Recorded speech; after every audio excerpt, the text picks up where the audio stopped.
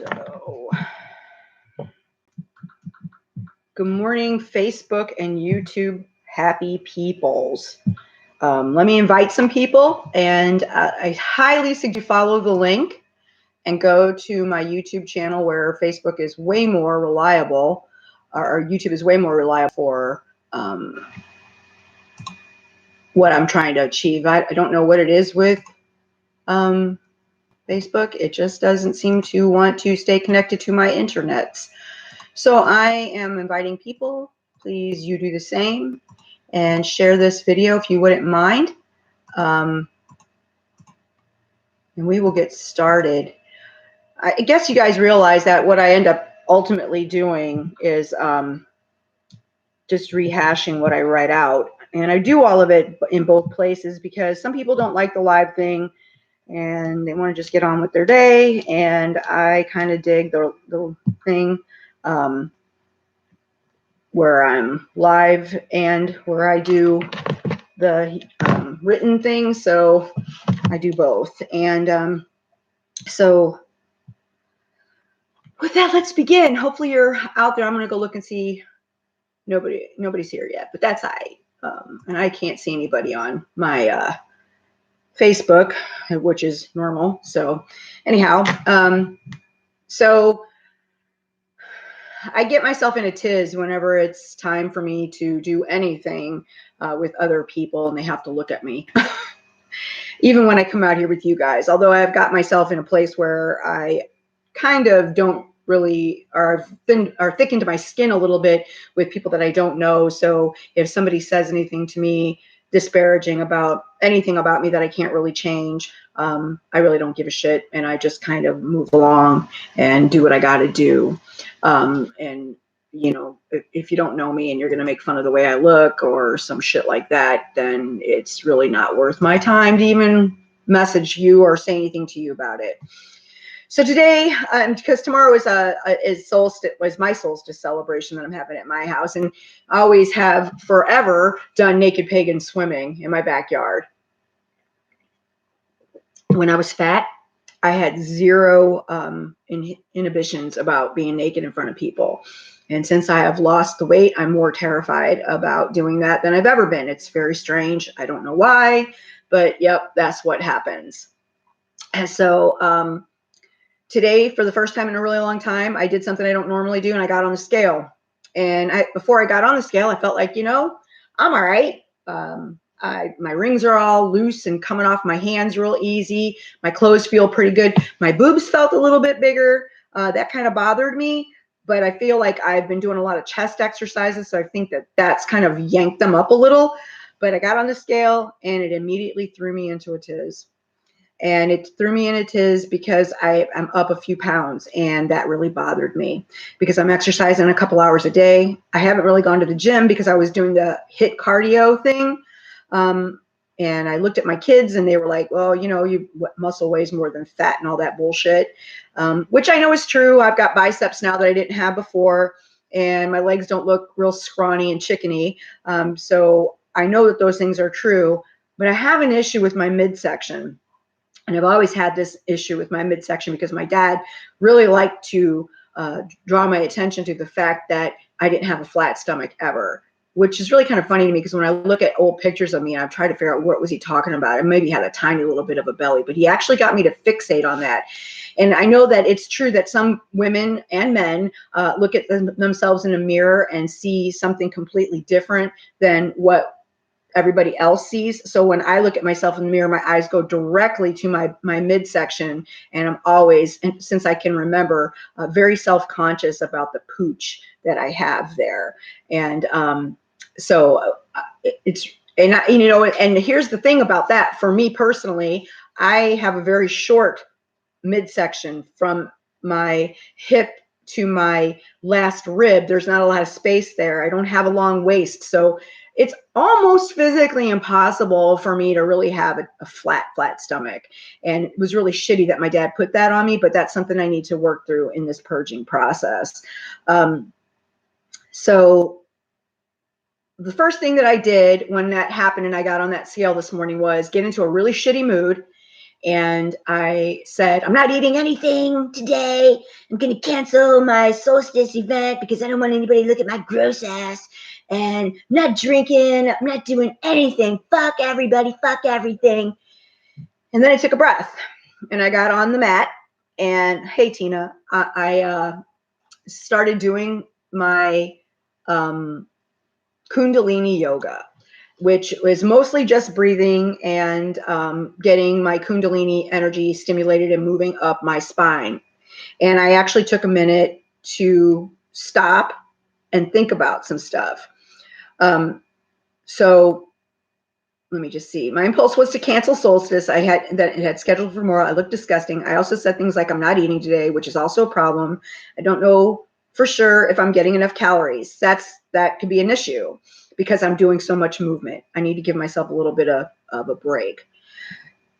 So I'm even like, I'm doing 2 hours of exercise and even parked far away from all the places that I have to go. So I have to take a walk. So I got on the mat, I did the thing, I focused at my third eye while I did my breathing and my Kundalini, and I paid attention to the inner voice that said, this is only day 2 of you not waking up in a panic after how long has it been? Hey, Nims, thank you for saying that. She says, I'm doing fine. So I feel pretty sure that I'm doing most of this correct, except for the amount of calories that I might need to increase. And I might need to add 3 days of cardio to my routine. So letting go of that gym membership that I've been kind of waffling on, I think I'm going to keep it because I think I really need to go Monday, Wednesdays, and Fridays, or 3 days a week. I need to go and get on the treadmill and do some shit. And I think I need to eat a little more because mostly during the week, Monday through Friday, until I start drinking beer on Friday night, I'm doing 2 meal replacement shakes and 1 regular meal. And I'm on the mat for 2 hours and I'm sweating profusely. I'm working really hard. So today I'm going to use those moments because when you also get fixated and are stressing, stress releases a chemical in your body called cortisol. And we all know I've been stressed and freaking out about things that I can't control. So that will actually make you gain weight around your torso when you do that. So that didn't help me. And so what my meditation told me to do was I need to take those moments that when I start getting fixated on my body, sit in that mudra where you thumb and forefinger or index finger together and meditate on what I have accomplished so far. I have accomplished establishing a regular practice of meditation, prayer, and exercise. I have completely changed my eating habits in the last 4 years. I don't eat a lot of junk food and I don't eat a lot of fast food. In fact, I can't remember right now when was the last time I even had any fast food. So there are giant steps that have become part of my life that I have incorporated into what I'm doing that I need to focus on instead of, oh my gosh, I'm up 6 pounds. And also, you can fluctuate in a weight training and weight loss process of anywhere between 5 to 10 pounds back and forth. And I tend to do between 5 and 6 pounds back and forth all the time. The issue when you're doing any kind of a weight loss or fitness routine is if you stay at that weight and then the trend continues to go up, that's when you really have to stop and think to yourself, what am I doing wrong? What have I incorporated? I don't know that like some people would say you should write down everything you eat and try to keep a journal of that shit. I don't know if I'm a big fan of that because if that would have worked for me, Weight Watchers would have been the thing to do. And I didn't lose all the weight on Weight Watchers. I did it all by myself. I don't need to really write shit down. There are some things that I did before that I still slack on, and I've talked about not doing those things, like eating carbs after a certain period of time. It's why I go to bed at 8 o'clock at night, honest to God. I do that because when I'm in my bed, I don't impulse eat. I don't eat out of boredom. I still am in there playing around with my laptop, or not my laptop, but my Kindle. I'm playing games, whatever, and then I'm asleep by 10. So that's why I do what I do when I go to bed that early. It's just behavior modification is all. So I'm going to breathe through that. I'm going to try to add some cardio. I'm going to take those moments of stress to do what I just told you. And I have to focus on the fact that how proud I am of myself for actually continuing to do what I do, even on days that I don't feel like doing it. I can't even tell you how many times and through some crises where I would usually let a thing that was a crisis in my life walk me right down the road of, okay, well, let's just go have a double quarter pounder with cheese and a large order of fries and a Coke, and go and use that as an excuse to do that. And I don't do that anymore. When shit hits the fan, I still make sure that I exercise, I meditate, and I do what I need to do to keep myself on track. And I just need to be kinder to myself, because if I want other people to be kind to me, then I got to be kind to me too. That's where it starts. Have a little more respect for myself.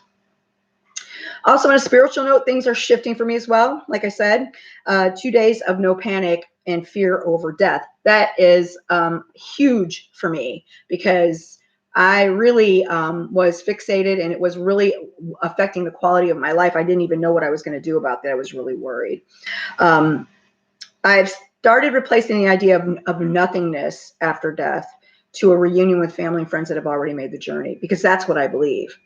And I know it, I've had proof of it, and I'm just going to start doing that. I started to think of it in context of other things that I believe for myself and that have been true for me, and putting it into that context. I really don't want to talk about what that was, because it really doesn't matter. And if that, a lot of people don't agree with some of that stuff that I'm thinking in my head. And I know this doesn't probably make any sense to you, but for me, death is not the end. Death is just another place that we go after we actually pass from this life to the next. Also, my friend who has helped me ease my justice boner gave me a reminder of, and also not having that panic every day doesn't make me want to have the justice boner so much. It's there. I'm never going to not look at marginalized people or situations and not have a heart for that. But I have to remember when the person that I'm dealing with, or the situation that I'm dealing with, is actually a psychic vampire come to suck the life out of me and take my peace. And I can't have that. So I don't feel the need to discuss with or about people who aren't vibrating at my level.